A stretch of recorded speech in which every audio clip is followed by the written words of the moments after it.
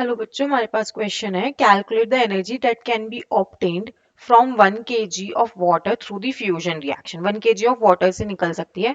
Assume करना है कि उस वाटर में जो ड्यूटेरियम है D2O उसका 1.5 इंटू 10⁻²% प्रेजेंट है and all the deuterium is use for fusion. और सारा का सारा ड्यूटेरियम जो है वो फ्यूजन में यूज हो गया।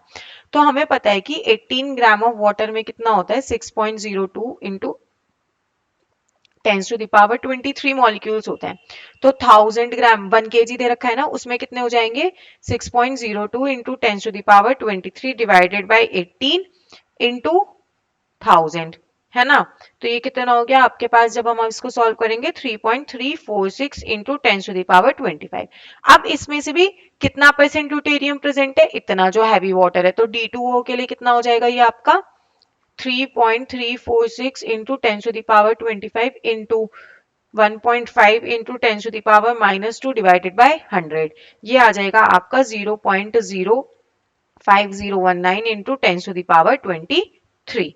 ठीक है, अब हमें किसकी निकालनी है, एनर्जी निकालनी है। तो देखो एनर्जी E इक्वल टू कितना हो जाएगा del m c square, mass change जो होगा। तो मास चेंज कैसे निकालोगे आप, 2 into mass of hydrogen twice वाला माइनस इसका mass minus mass of proton into c का स्क्वायर।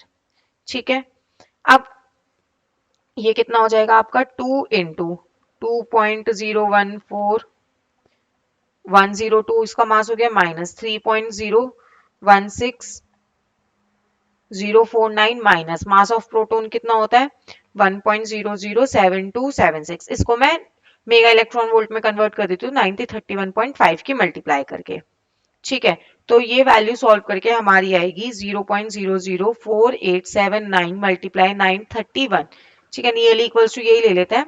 ये आ गया आपका 4.4542 इन मेगा इलेक्ट्रॉन वोल्ट। इसको जूल में कन्वर्ट कर लिया तो हो गया 7.262 इंटू 10⁻⁻13 जूल। अब टोटल एनर्जी बतानी है ना, और हमारे पास कितना आया था इसका मास इतना।